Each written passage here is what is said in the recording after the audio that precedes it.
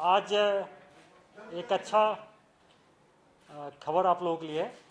2 जुलाई को जब हम लोग यहीं बैठे थे प्रेस कॉन्फ्रेंस में, तो आप लोगों से वादा किए थे कि जो शेयर किए थे 12 टॉप 12 टेररिस्ट का जो मोस्ट वांटेड था, जिसको हमारे एक मीडिया कलीग ने डर्टी डोजन नाम से लिखा और बड़ा फेमस हो गया कोर्ट ये। तो उसमें से अभी तक 2 टॉप 12 में से मारे गए। एक उस्मान एलिटी का कमांडर था सोपुर के रिसेंटली इनकाउंटर में। एक आज सुबह मारा गया वलीद भाई, जो जेएस का टॉप कमांडर है। कल रात में कुलगाम पुलिस को इन्फॉर्मेशन मिला था कि चिम्मर विलेज में 3 टेररिस्ट छिपे हुए हैं। कुलगाम पुलिस, आर्मी और सीआरपी ने कॉर्डन डाला और आज मॉर्निंग में जब सर्च शुरू किया तो इनकाउंटर शुरू हुआ, जिसमें हमारे आर्मी के 3 जवान जख्मी हो गए और 3 टेररिस्ट मारे गए। 2 का अभी तक पहचान नहीं हुआ है। एक मिलिटेंट का पहचान हुआ जो बहुत फेमस था, जैश का कमांडर वलीद भाई, पाकिस्तान का है और पिछले 1.5 साल से यहाँ एक्टिव है और ये आईडी एक्सपर्ट भी है। अभी तक हमारे कॉर्डन से इनकाउंटर से 4 बार भागने में कामयाब होगा। रिसेंटली जो इनकाउंटर में भाग गया था उसमें सब पिका गन, जो मशीन गन था, मिला था हम लोगों को। ये मोस्ट वांटेड टेररिस्ट था और ये इसके मारे जाने से पुलिस में, सिक्योरिटी फोर्स में एक अच्छी खुशी जाहिर किया है और ये बहुत बड़ी अचीवमेंट है और इस टाइप का ऑपरेशन हम लोग जारी रखेंगे। बाकी टॉप 12 में जो 10 टेररिस्ट बच गए हैं, जिसमें कि आप लोगों को नाम शेयर कर दिए थे, उसमें टॉप हमारे निगाह पर भी है जो यहाँ पर का जो सज्जाद है, जिसको कि हम लोग हैदर भी कहते हैं, क्योंकि रिसेंटली 14 को हैदर ने एक ऑडियो जारी किया था जिसमें खुलेआम पुलिस फैमिलीज को, पुलिस वाले को और जो बीजेपी के एक्टिविस्ट वर्कर थे उसको थ्रेटनिंग किया था। उसके नेक्स्ट डे एक हमारे वर्कर को किडनैप किया और उसके बाद उसको रेस्क्यू कराया गया। हमारे बहुत सारे मीडिया कर्मी को, फ्रेंड्स को कुछ इसमें कन्फ्यूजन था, ये मिलिटेंट का हैंडीवर्क था, मिलिटेंट ने किया था, इसमें कोई नहीं है। और मिलिटेंट क्यों करता है? क्योंकि पाकिस्तान की तरह से मिलिटेंट को बहुत इंस्टिगेट किया जाता है कि कोई यहाँ वायलेंस करे, लोगों में टेररिज्म फैलाए या आतंक फैलाए, लोगों में डर फैलाए। इसमें जो हमारे चाहे पॉलिटिकल वर्कर हो, चाहे हमारे पुलिसकर्मी हो, जो हमारे स्टाफ पुलिस पर्सनल है, वो सॉफ्ट टारगेट होता है हरदम, क्योंकि उसको रात में घर जाना होता है। जब घर जाते हैं तो उसके साथ कोई हथियार नहीं होता है, कोई सिक्योरिटी नहीं होता है। ये मोस्ट वल्नरेबल एस्पेक्ट है। हम लोग एरिया को भी डोमिनेट कर रहे हैं और इस टाइप जितने भी टेररिस्ट जो हम लोग को थ्रेटनिंग कर रहा है उसको न्यूट्रलाइज भी करते जाएंगे। और मैं मिलिटेंट्स को यह भी कहना चाहता हूँ कि आपने जो ऑडियो में कहा था कि पुलिस मिलिटेंट्स की फैमिली को परेशान कर रहा है, ये टोटली गलत है। सिर्फ हम लोग मिलिटेंट्स के एक फैमिली मेंबर को, एक के जो मिलिटेंट मारे गए उनके मदर को अरेस्ट किए, क्योंकि उनके खिलाफ बहुत सारे सबूत है। उस सबूत के कारण ऑनरेबल कोर्ट ने उनको बेल देने से मना किया है। तो ये फुल प्रूफ है, इसमें एविडेंस काफ़ी है। हम लोग किसी मिलिटेंट की फैमिली को तंग नहीं करते, ये गलत एलिगेशन है। इनफैक्ट मिलिटेंट्स हमारे निहत्थे पुलिस वाले को, सिविलियन को टारगेट करते हैं। जैसे कि फौजी भाई के मरने के बाद 2 टेररिस्ट था जो कि आईडी एक्सपर्ट था, खास के पाकिस्तानी। उसमें अदनान है जिसको लंबू बोलते हैं, दूसरा था वलीद भाई। वलीद भाई मारे जाने से नेशनल हाईवे, खास करके काजीगुंड, कुलगाम एरिया और कुलगाम डिस्ट्रिक्ट शोपियान में कुछ सिक्योरिटी का एहसास होगा।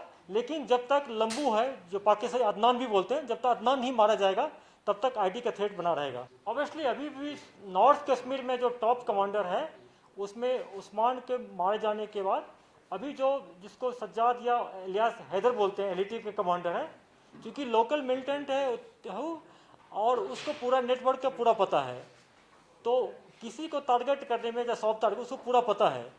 उसके बाद नसरुद्दीन जो है एलिटी के कमांडर है सोपुर का अगेन, जो कि सीआरपीएफ के 2 इंसिडेंट में जिसमें हमारे 3-6 जवान शहीद हुए हैं उसमें इन्वॉल्व है, वो भी हमारे टारगेट पर है। और आप लोग को पिछले पीसी में नाम भी लिखा दिए थे और अखबार में आ गया टॉप 12 का, अभी इसमें 10 बच गया है। काइंडली उसको कंसल्ट करें, रिविजिट करें।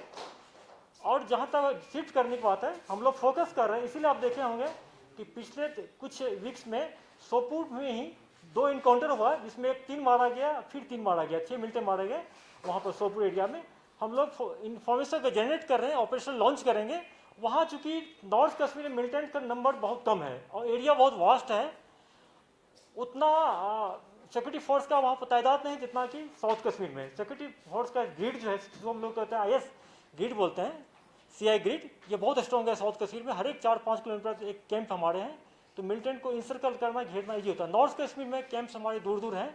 जब हमारे फोर्स का मूवमेंट होता है तो मिलिटेंट को पता चल जाता है, या उनका कोई OGW है उसको इन्फॉर्म करता है। लेकिन फिर भी हम लोग का पूरा फोकस जारी है। आने वाले दिन में हम लोग और करेंगे। उसमें एक M4 कार्बाइन जो US मेड है, मिला है। जब किसी मिलिटेंट के साथ M4 मिले तो समझिए बहुत बड़ा कमांडर होता है। उसके साथ एक AK-47 मिला है, एक पिस्टल मिला है, एक विजय लॉन्चर मिला है, बहुत सारे ग्रेनेड मिला है।